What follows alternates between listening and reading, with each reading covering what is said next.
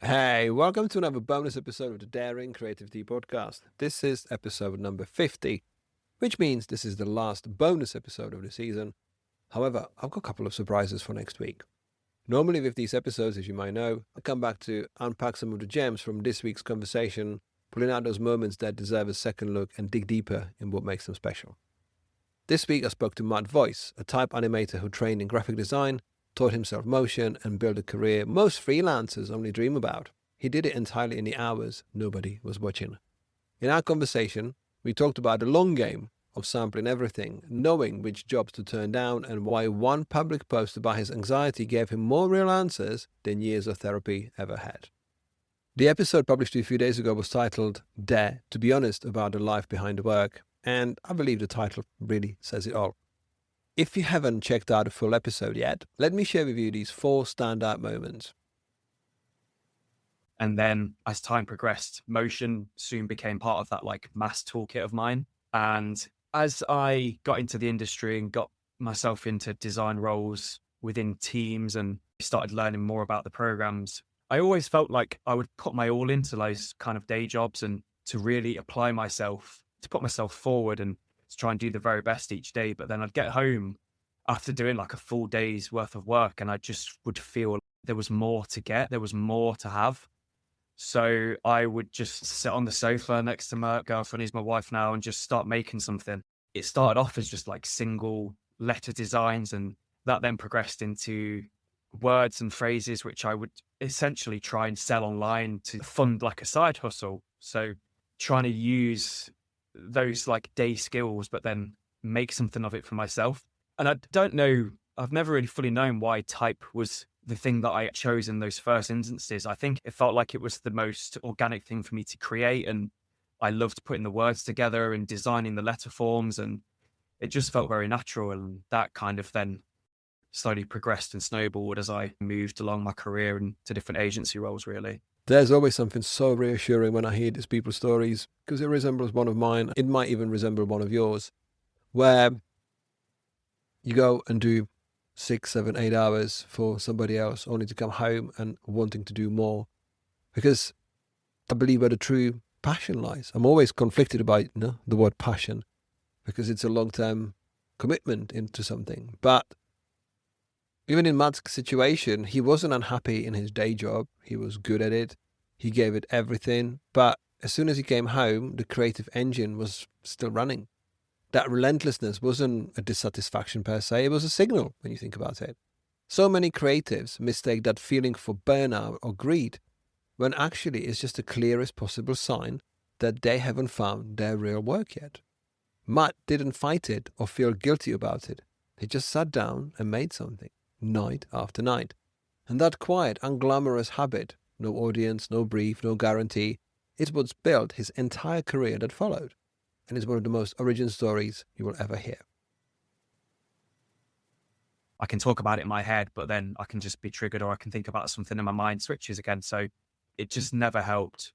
And I don't really know where I heard about medicine before, but I talked to my GP and tried me on one medication, and I started in October, and it's been like a long process. And the great thing about saying it publicly was that you can Google things all you want. You can Google like how long it's going to take to kick in, how will it make me feel. But it's Google, and most of the time now you're getting given like the AI answers, which are summaries of web pages, and it wasn't real information that I felt was like palpable or information that I could almost count on. So when I put it publicly and I got real advice and real information from more so creatives who were designers who had similar thought processes to me or who were creative individuals, when I had that information, that felt like it was a game changer. And I'm so glad that I released that out and put that out there, because I would have just been Googling stuff and just going down those rabbit holes instead of getting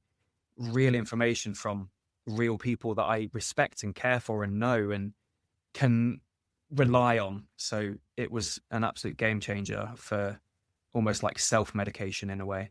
You don't have to be on social media for too long to stumble across posts that show in some way information about mental health, Some of it's really helpful. Some of it is a bit scary. Some of it you can almost question, why do people post it? But not in Mat's case, when his entire public identity is built around beautiful, joyful, technicolor type animation is a real act of vulnerability. What came back surprised him because designers he admired, people he'd followed for years, quietly going through the same thing. The internet is full of curated highlights. Mat punched a hole in that and found a community on the other side. There's been a practical reminder that Google and AI summaries can't replace lived experience from people who think like you. Real information from real people who've been there is irreplaceable, and the only way to get it is when you're brave enough to ask. Yeah, it's definitely better. I definitely feel more optimistic. I'm a massive overthinker, like that kind of ties in with the whole anxiety and going down rabbit holes.